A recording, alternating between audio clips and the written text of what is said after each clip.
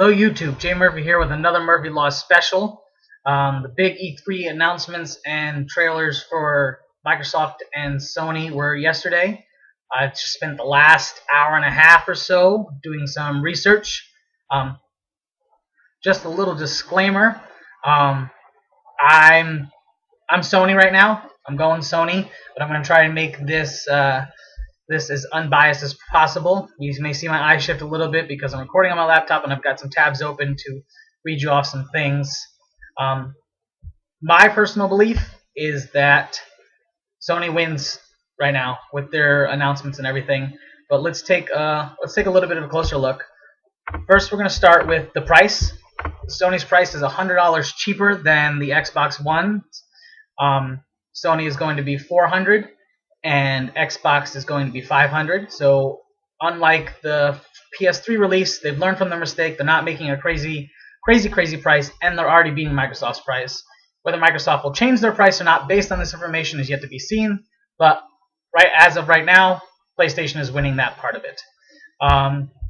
Let's see. I've got some specs pulled up here. We're going to get into the technical sides of things. So I already mentioned the price.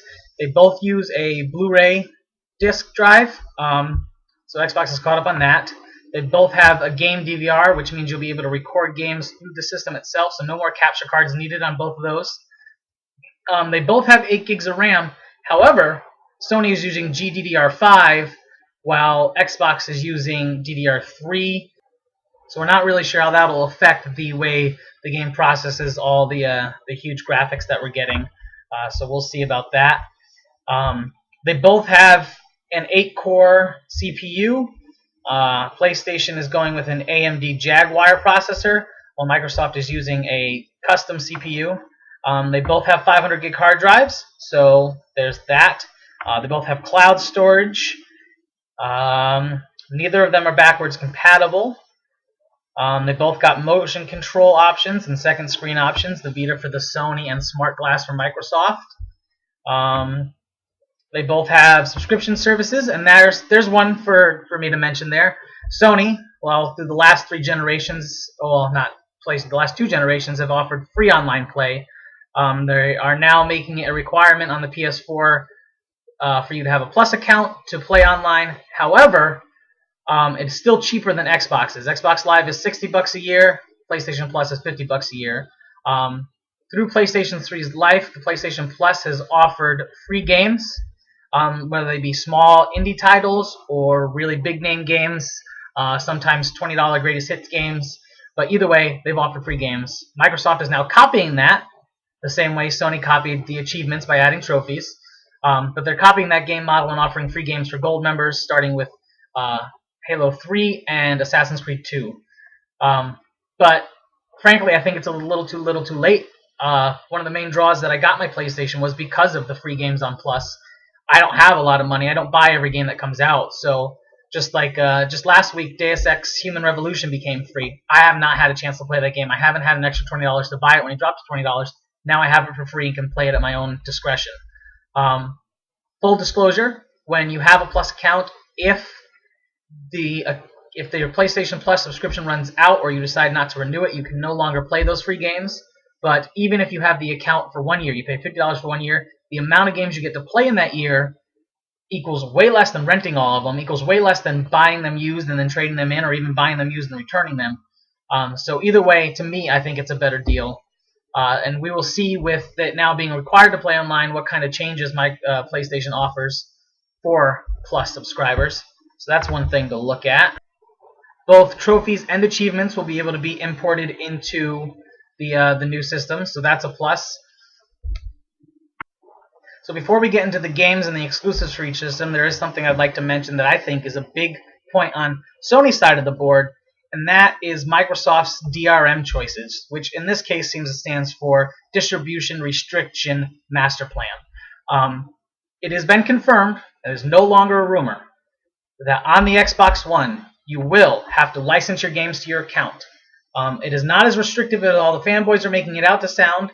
It's not that you can't play your games on a friend's console, but it is a big pain in the ass. You either have to sign into your account and be able to use the game.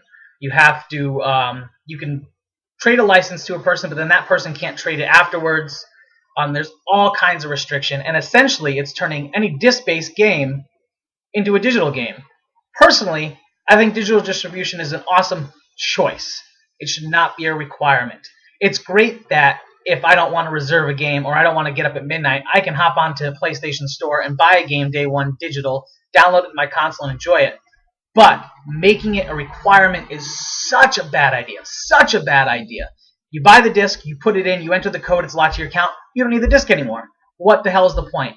I like having physical copies of my games. That won't ever change. I don't want a digital library only. What if there's some kind of crash? What if there's some kind of system? What if something gets hacked again? I like having an actual copy of my game. I don't have a game in my hand, but just pretend. I like it. I don't like digital distribution. That's not my option. That's not the choice I like to go. So the fact that Xbox is essentially making it digital distribution only by forcing you to have the code and forcing you to lock it to your account makes this pointless and useless, in my opinion. Also, the required internet connection. Now, a lot of people who counterpoint this say, hey, it's fucking 2013, everybody's got internet. It shouldn't matter they have to connect. Now, while everybody may have internet, and which isn't really true, let's face it, there's a lot of people who can't afford internet still. And there's a lot of people who live where internet isn't available. I know plenty of people, I've had plenty of customers come to me where they live in a rural area, they can't get Comcast or Verizon out there, the only choice is satellite, and that's shitty internet. It's like almost akin to dial-up or very early DSL, from what I remember and know. So, the fact that you have to always connect is just plain stupid. You can connect, and then 24 hours you get to play your game offline. After that 24 hours, you're done. You have to connect again. This eliminates the ability to play these games for quite a few people. It eliminates the ability to play a game for people without internet, which still do exist. So, and telling them that you can't play unless you have internet, that if they can't afford internet, maybe they shouldn't play the games. That's just fucking rude, you know? Some people struggle and work hard, very hard for the little bit that they have. If they can't afford a monthly internet subscription, but they save up $500, God knows why they want to do that, to buy an Xbox One, they should be able to play the games that they buy without having to connect to the internet. This eliminates overseas service people, and I know a few of them who, on their downtime, like to play video games. What if they want to get a quick round of Madden in with their friend? They can't because they can't connect to the internet. Some bases have internet, but sometimes they just don't, you know? They can't connect to the internet. They just want to get on and play a quick round with their buddy, a Madden, after, you know, fighting for our fucking freedom and saving our fucking country. But they can't because you have to connect every 24 hours. It's just, some people have bandwidth restrictions. Even though internet has become wildly available and there's many different options, as opposed to just like AOL in the past with dial-up, some people still have bandwidth restrictions, especially those satellite people. Satellite people have bandwidth restrictions.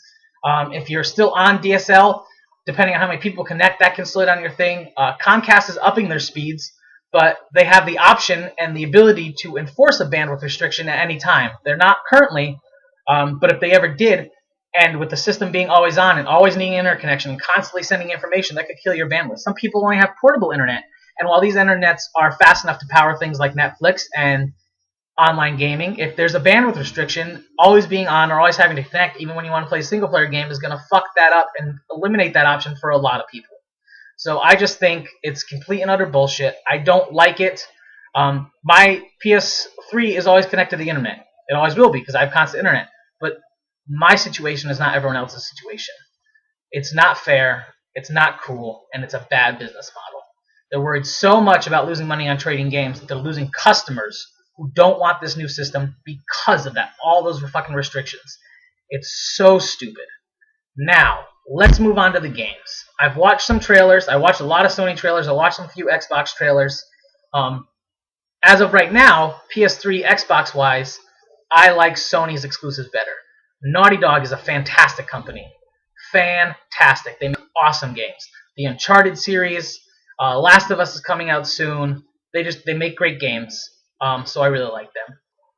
Besides that, you've got the God of War series, which, while God of War Ascension wasn't as great as God of War 3, they're still, in my opinion, better than what Xbox has to offer. You've got a lot of exclusive RPGs for the PS3, so RPG fans are probably going to lean more towards Sony, in my opinion.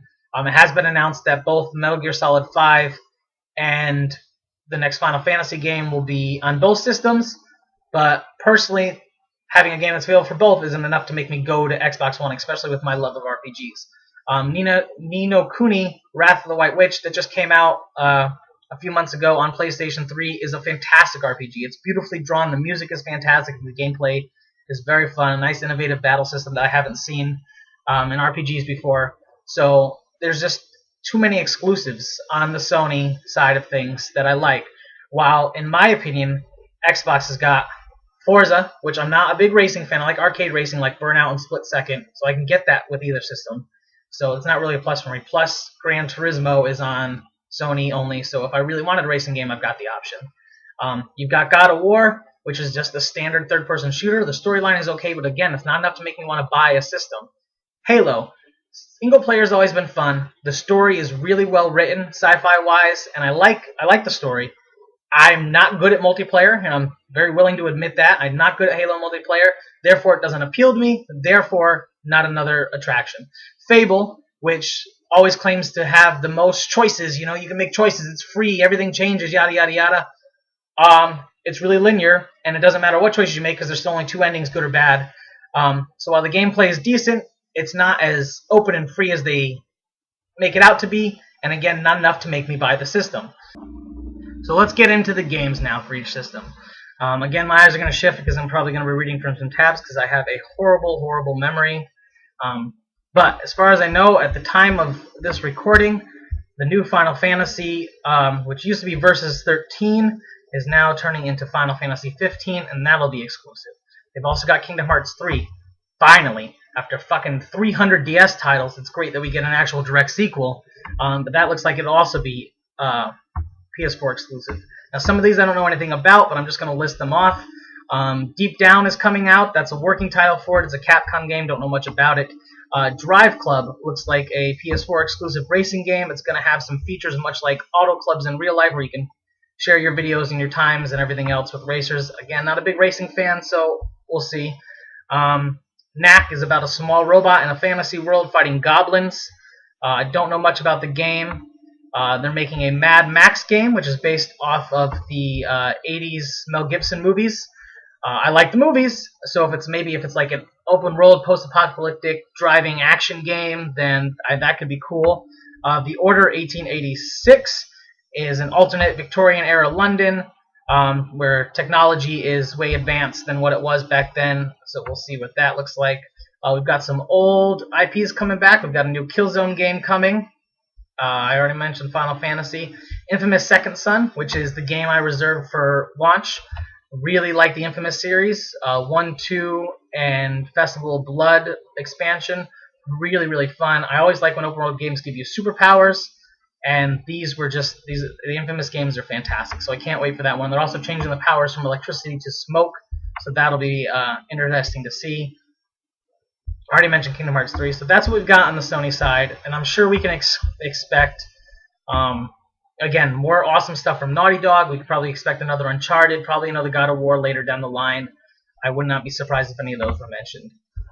Now, on the Xbox side, there's some cool things. I've watched some gameplay trailers, but there's nothing, again, right now, at the time of this recording, that makes me care enough to want to deal with the DRM on Xbox side.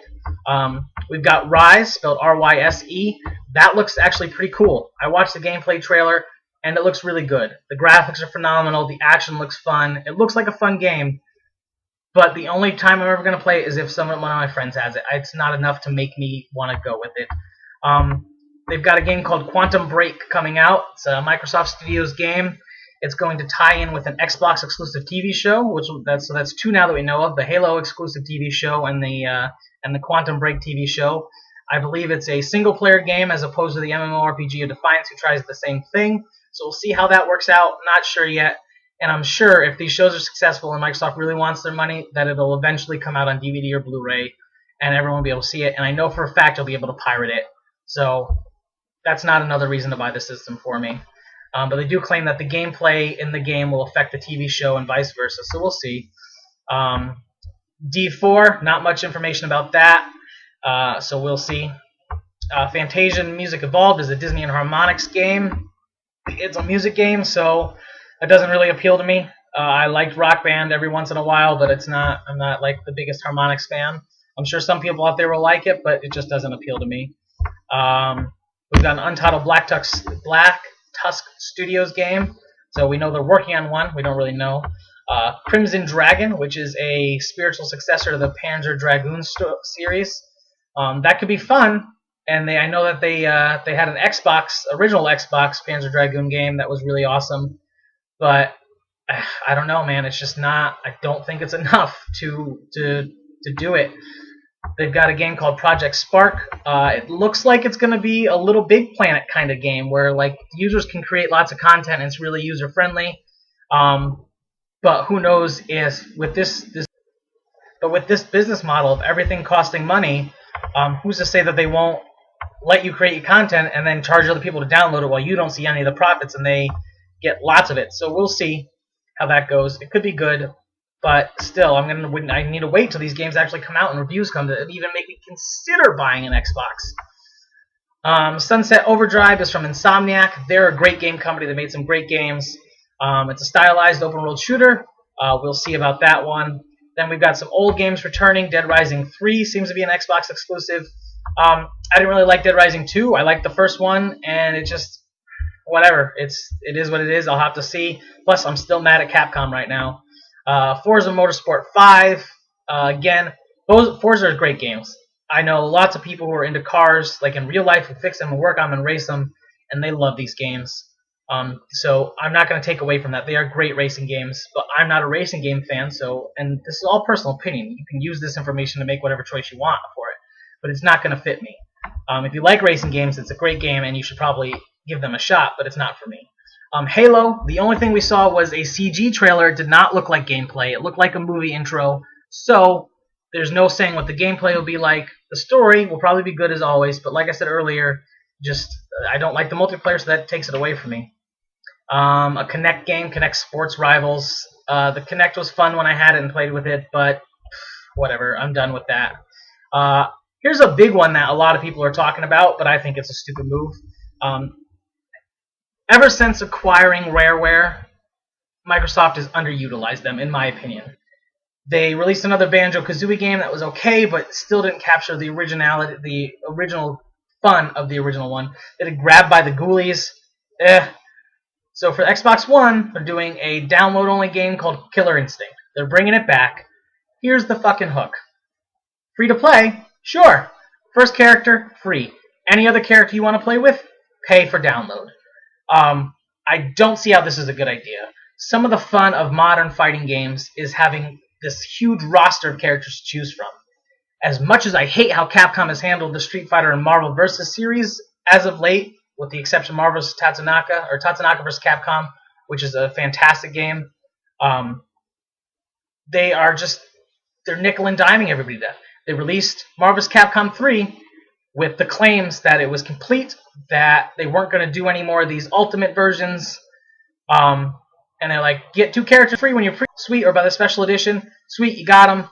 Then they're like, we've got slots for 6 more, and then they didn't. What they did was they re-released the game as it should have been originally. They should have pushed it back a few months and just released what was Ultimate Marvel vs. Capcom 3 as Marvel vs. Capcom 3. Then I wouldn't be so mad at them. But they did.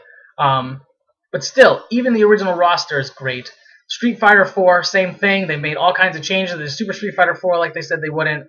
But at least there was more than one character. If these characters, because it's supposed to be every Killer Instinct character, if these characters cost $5 a piece like they were in Street Fighter and Marvel vs. Capcom, it's going to be pointless. Think about it. You've got almost 20 characters at $5 a piece. That's ridiculous. Why would you pay? They should release the game as a disc-based game or a full game for $60, let you get every character, but this whole putting it out as free to play and then charging is stupid. There's so many online games that do this microtransaction bullshit. It's just retarded. What if one character is stronger than the other? If you only want the free version, you're not going to be able to beat anybody because they're paying. I hate games that give you an advantage for paying money. That's why I don't play a lot of the free-to-play MMOs. Some of them can be balanced, but a lot of them are like, here's your free version. Oh, you gave me $10. Here's your badass sword that lets you kill everybody in PvP. So it's such a bad idea, and they're underutilizing Rare. Rare used to make such great games. Oh my God, they were one of the best companies ever, starting all the way back with RC Pro-Am, their first game. But now Microsoft bought them, and there's like, here's another Perfect Dark. Like, who cares? Let them be a game company and make their own games. Fucking Microsoft is pissing me off. So those are the games coming out for Xbox. Nothing on that list makes me want one. I'm not as excited as I am for like Infamous Second Son to come out. It's just, I don't understand what they're doing with their pay for fees, and it's frustrating. So that's the information I have. That's my feelings. This morning I ran and traded in a couple of PlayStation 3 games and a DS game, and I reserved my PS4 with Infamous Second Son. Get that up there. I blocked out my phone number, and I blocked out my rewards card number so you can't see it, but there's my proof. I did reserve a PlayStation 4. I think if you like games, and you like being able to say, hey bro, can I borrow that game from you? Or hey dude, I just got this awesome game. Here you go. Or I'm going to come over to your house and play a game without having to bring my system or download my account onto your Xbox, then PlayStation's the way to go. It's cheaper. It's as powerful, if not more powerful. I like the controller better. I like the features that they're offering, the extra features. The Play Online subscription is cheaper. You don't have to connect to the internet. You're free to trade your games. It's just the better choice, plain and simple. Now, since I am trying to make this unbiased, which it's kind of one-sided, but that's just because I like Sony. I like Sony's business model right now better than Microsoft. So I'm sorry if this seemed a little one-sided, but it's just, in my opinion, this is how it's going right now. Sony's up here. Move my hand. I can't tell because I'm going backwards. Sony's up here. Microsoft is down here. That's just how it feels right now. And Nintendo's somewhere in the middle. Like, they released an awesome series of games, but I don't know. Wii U is just a whole other story. We won't even get into that. A lot of people are countering all the Xbox hate with, well, Sony said this about the DRM, and they're referring to the fact that the president said they're not going to enforce any DRM from a first-party basis. The system will not require an install or not require a security code. If publishers wish to do that, then that is their choice. So don't get on Sony for that. They're saying that if so-and-so company, if Infinity Ward wants to make it so you have to install a license to play Call of Duty, then that's up to Infinity Ward. That has nothing to do with Sony. You can't say Sony's doing the same thing Microsoft has. They're not enforcing it. Microsoft is on their level, the system level, enforcing it. So they're completely different. Y'all people need to chill out with that. Another thing the Sony has, or the PlayStation has, over the Xbox is the welcoming towards indie developers. One, their system is easier to develop for. The first time around, the PS3 versus the Xbox 360, while Sony took a back seat to Microsoft, is because they developed this awesome processor that was so powerful, but it was ridiculously a pain in the ass to develop for. So what happens? They said, well, the Xbox is easy to develop for. We'll do that. They make the games for Xbox. They port them over to PlayStation. They don't look as good. They don't play as good. There's some glitches. So that was Sony's fault. They made this proprietary chip, and you can see its advantages and its graphical power in games like Uncharted, where it's in-house and they took advantage of it. But now, Sony seems to have learned from all their mistakes, while Microsoft seems to be making some new ones. Sony has made it so easy to develop that it's almost as easy developing for a PC. They've also made it so indie developers can self-publish. Microsoft has said, no, you can publish your games on our system, but it's got to be under us, and we're taking some of your money. Now, of course, you're not going to let people sell games on your system for free. Sony's going to get a chunk of the money, but it'll still be under whatever. If you're in your house and you're making them under, Dinner Table Studios, and you're working your ass off to develop this game, and you put it out on Sony, they're going to let you put it out under your Dinner Table Games. They're not going to say, well, it has to be published under Sony. So that's a huge. They're being so much more open to developers that it's such a great way to do business. They've learned from their mistakes of the first one. They've lowered the price. They've made it affordable. They're beating out Xbox on price. The hardwares are about dead even, and I think Sony has a little bit of the edge. The RAM is a little bit better. The GPUs are about even. The processing power is about even, so there's none of that. Xbox is now finally using a Blu-ray drive. So, I mean, you got to think about it. Xbox is now having to use the technology that the competition invented because they're so on top of it. It's just, I don't know. It's not looking good for Microsoft. I know there's some people, I have a few friends who are still going to buy an Xbox One. Right now, there's nothing that Microsoft has to offer that makes me go, wow. What I bought my 360 for in the first place was the original Dead Rising. Dead Rising 3 doesn't look as good. It doesn't make me care, and I'm still mad at Capcom. And eventually it all came out for PlayStation anyway. So we all know exclusives aren't always exclusives forever. If Capcom's losing a huge chunk of money because they spent all this time developing a game for a system that nobody's buying or that a lot less people are buying, they're going to port it over. You can bet your asses. So right now, the exclusives on Sony look better. The power's dead even. The price is better. The subscription fee is better. But you don't need internet to play the single player. So even if you don't care about multiplayer, it's still better on Sony's side because you don't have to have internet. You don't have to have a subscription fee to play the single player games. Achievements on both sides are going to carry over. Achievements and trophies are going to carry over. So we'll see. I mean, we'll see how it goes. Right now, I'm Sony. I got my reserve, as I showed you. And we'll just have to wait until E3 is 100% over and see what happens this holiday season. It looks like both are going to drop around November. I don't think Sony's going to let Xbox beat them to the gate. I don't think Xbox is going to let Sony beat them to the gate, so they're probably going to come out within at least a month of each other. Xbox said November. Sony's said this holiday season. I'm guessing November as well. So tell me what you think. Go into the comments. Leave your opinions. Try and keep it civil. I don't care if you swear, but keep it civil. Don't resort to insults. List your points, why you're getting which system you're getting, which games you're looking for each system. I want to know. I'll join in the conversation. I'll respond to any comments that are made. Share this video on your wall. Start a debate. I had an awesome debate going this morning on my Facebook. So do it. Let's hear it. I want to hear your opinions. Don't be afraid to post. Like, comment, subscribe. Let's hear what you've got to say. And as always, fight evil, play video games.